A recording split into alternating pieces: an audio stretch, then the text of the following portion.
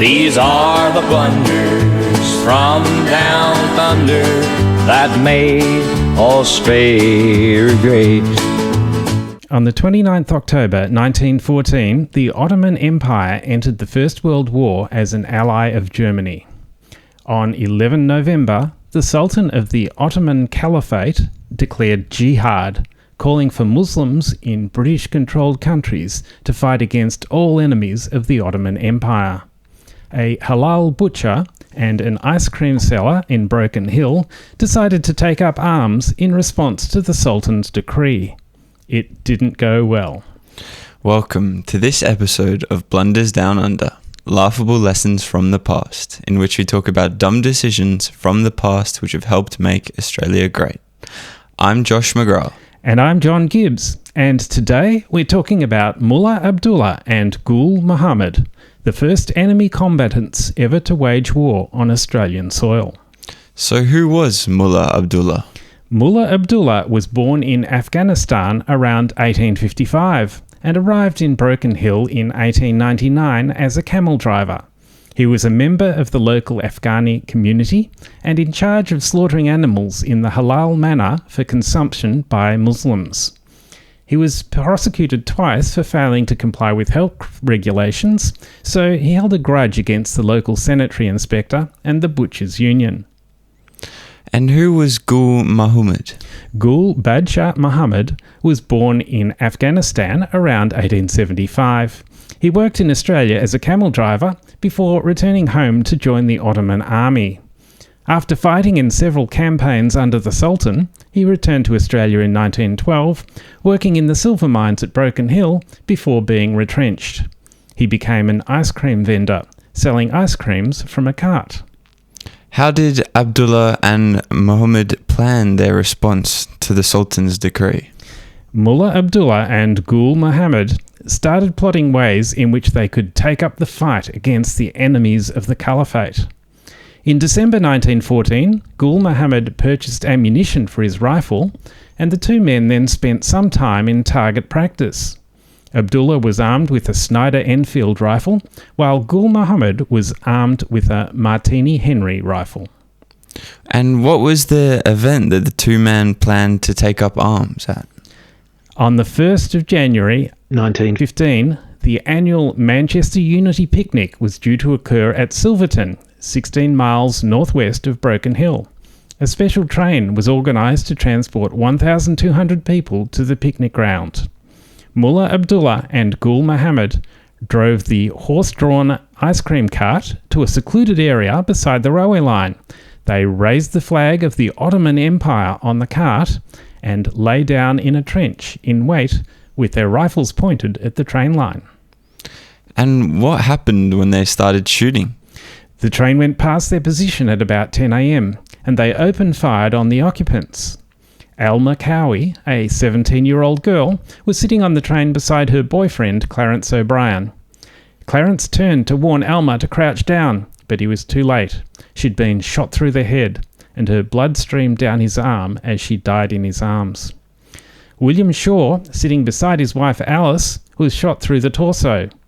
The other passengers lay him down on a bench, and he died shortly after. Alfred Millard, who was riding his bicycle nearby on his way to repair a leak in the pipeline, was also shot and killed.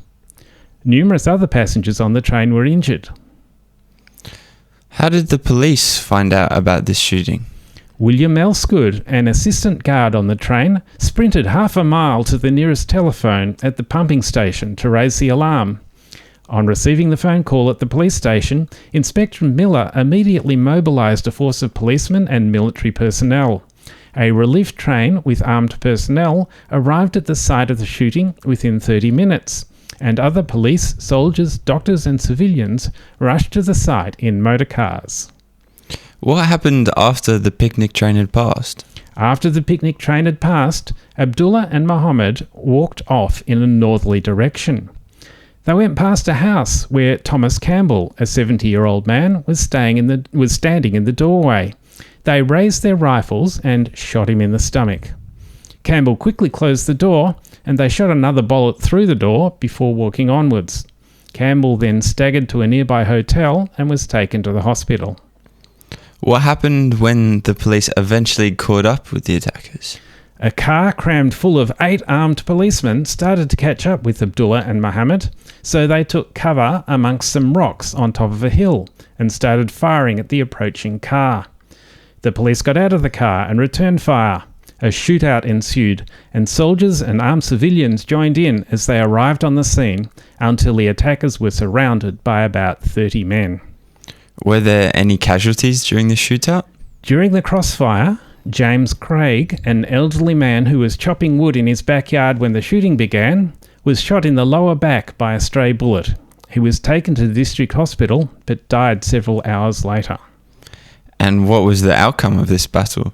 The Battle of Broken Hill lasted for almost 2 hours until a rush on the attackers revealed that both Abdullah and Muhammad had numerous bullet wounds. Abdullah was dead and Muhammad died soon after. Constable Robert Mills had been shot twice, in the groin and thigh, but his condition was not serious. How did the world find out the motives for these killings? A letter was found in Gul Muhammad's waist belt stating that he was a subject of the Ottoman Sultan and, "I must kill you and give my life for my faith. Allahu Akbar."